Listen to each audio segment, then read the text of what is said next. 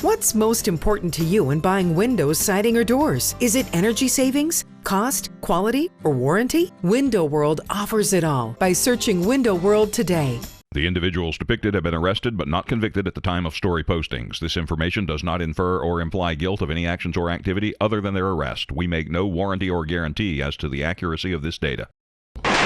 Welcome back into the WHKY News. It's time now for the Crime Report. I'm Ralph Mangum. WHKY's Arianna Mack leads it off with news of a Texas man and an indictment involving stolen cattle in Iredell County. A federal grand jury in Charlotte has returned a criminal indictment charging 40-year-old Clint Clifford Sicking of Munster, Texas, for his role in a $780,000 scheme involving the theft of livestock. The announcement was made by Dina J. King, U.S. Attorney for the Western District of North Carolina. Sheriff Darren Campbell of the Iredell County Sheriff's Office was among these, joining U.S. Attorney King in making Wednesday's announcement. According to allegations in the indictment and documents in related court proceedings from April 2018 to October 2022, Sicking conspired with 25-year-old William Dalton Edwards of Mount Airy, North Carolina, to defraud livestock markets, also known as sales barns, in Iredell and Cleveland counties, North Carolina, and in Texas, Oklahoma, and Virginia. The indictment alleges that on multiple occasions during the relevant time frame, Sicking and Edwards purchased cattle from sales barns in North Carolina and wrote checks to pay for the cattle, knowing the checks were worthless since there were insufficient funds to cover the checks and pay for the cattle. As alleged in the indictment, Sicking and Edwards arranged to transport the cattle out of state before defrauding sales barns and financial institutions could determine their checks were worthless. The stolen cattle were then resold in Texas and Oklahoma. Over the course of the scheme, Sicking and Edwards allegedly fraudulently obtained more than 900 head of cattle and caused over $780,000 in losses to sales barns in North Carolina. On August 2nd, 2024, Edwards pleaded guilty for his participation in the scheme. A sentencing date for Edwards has not been set. I'm Arianna Mack for WHKY. Thank you, Arianna. More from the courtroom now. On August 22nd, 64-year-old Patrick Jr. Ravens of Lincoln County was sentenced by a Lincoln County jury to 31 to 107 months for felony secret peeping and second and third degree sexual exploitation of a minor. He must also register as a sex offender for 30 years. Ravens is the owner of 321 Lawnmower Sales and Services in Maiden.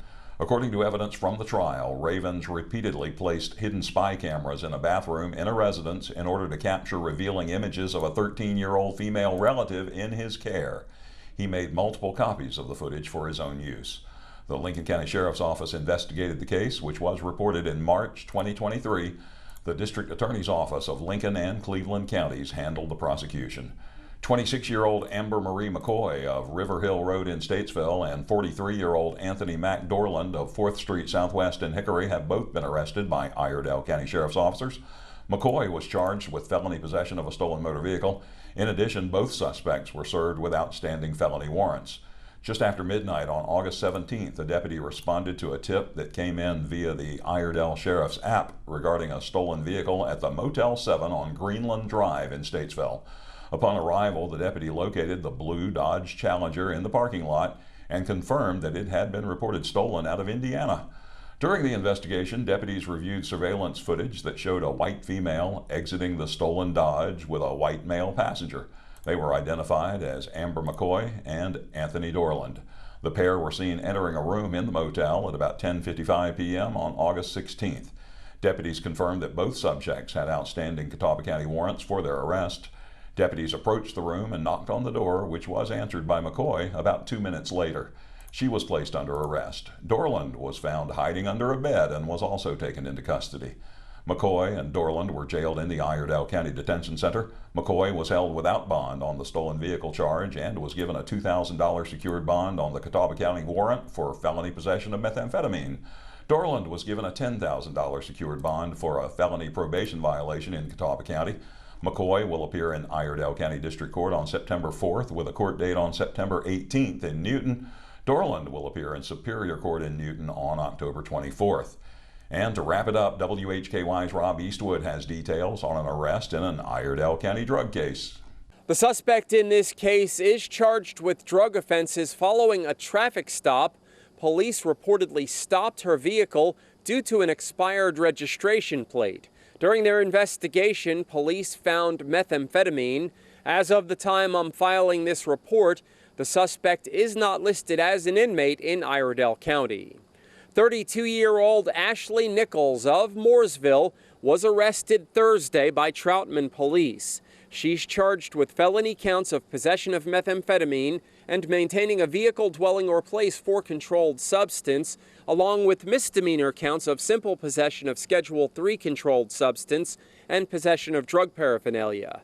Shortly before 1 a.m. Thursday, Troutman police officers conducted a traffic stop of a vehicle on Flower House Loop for an expired registration plate. The female driver was asked to step out of the vehicle due to suspicious behavior, according to a news release. The officer noticed a glass container in the vehicle with a crystal-like substance inside. This was confirmed to be methamphetamine. The driver, Ashley Nichols, was brought to the Iredell County Detention Center under a $4,000 secured bond. She was not listed as an inmate as of the time I filed this report. A district court appearance is scheduled for September 11th in Statesville. Reporting for WHKY News, this is Rob Eastwood. Thank you, Rob. That's it for our crime report today. Thank you for joining us. For WHKY, I'm Ralph Mangum, reminding you to keep it clean and keep it legal.